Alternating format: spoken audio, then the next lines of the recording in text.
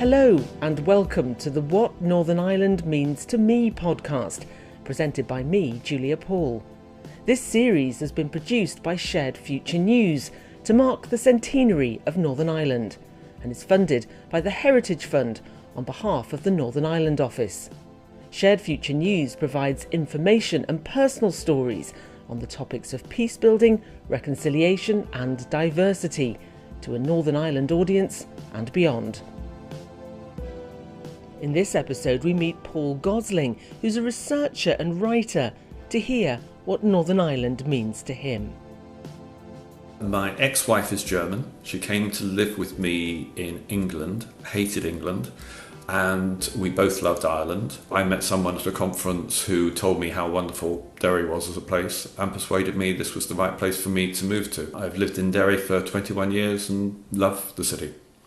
Well, during the Troubles, in Northern Ireland, the North was absolutely awful. I was on an anti-internment demonstration in Belfast, and someone very near to me physically got killed by a rubber bullet in the chest. So during the Troubles, even as a visitor, you got a very clear sense of how dangerous the place was. Since the Good Friday Agreement, clearly Northern Ireland, the North, has been transformed. It's my home, it's my adopted home, it's the place where my kids grew up, and it's a place where most of my friendships, my social life, my work life is orientated towards. I've done a lot of work, in particular with the Hollywood Trust, but also elsewhere in terms of peace and reconciliation work. It's important to try and learn lessons from elsewhere. The peace solution in Lebanon is very similar to the peace solution in Northern Ireland, and it's all unravelled in Lebanon. I think that should be a clear warning to people in the north of Ireland that just because we've got the Good Friday Agreement doesn't mean that peace is concrete. It can roll back just as it rolls forward. As far as I can see, Northern Ireland is probably too small. It really needs to be part of an integrated all-Ireland, and that really logically we need to have a single island as a governance structure. The question is why we are not getting people that are willing to accept a different solution to the one we've got at the moment. I think it's important to recognise that Northern Ireland is not unique. There's a global situation politically where identity becomes more important than anything else. Brexit was that. For most people, it was an identity issue. What we've got in Northern Ireland, or the north of Ireland if you prefer, is an identity conflict. The British government, for example, needs to say to anyone in the Republic that they can have British identity, they can have a British passport. That's not true at the moment. So we need to, I think, have, in the same way that people who identify as Irish in the north can have an Irish passport, people who identify in the south as British should have a British passport. That should happen immediately, shouldn't have to wait for a referendum debate.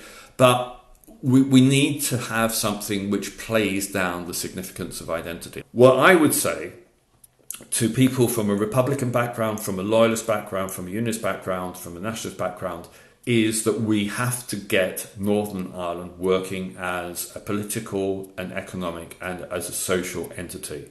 And that is the way forward, whatever the outcome. So actually, for Republicans, they are going to have to persuade people in the south that they want to have Northern Ireland as part of a united Ireland. So the way to do that is to make Northern Ireland work immediately as best as possible. And Unionists should say to people in Britain, look, if you want us, we are going to be doing everything we can to make Northern Ireland work as a place. What Northern Ireland Means to Me is produced by Shared Future News. Our staff include Alan Leonard, Alan Mabon and Julia Paul. Our theme song is Figure in the Fog by Jordan McMurray, with thanks to Music Paths. This and other episodes with transcripts are available at the Shared Future News website, sharedfuture.news. You can also follow us on Facebook at Shared Future News and Twitter at Shared Future.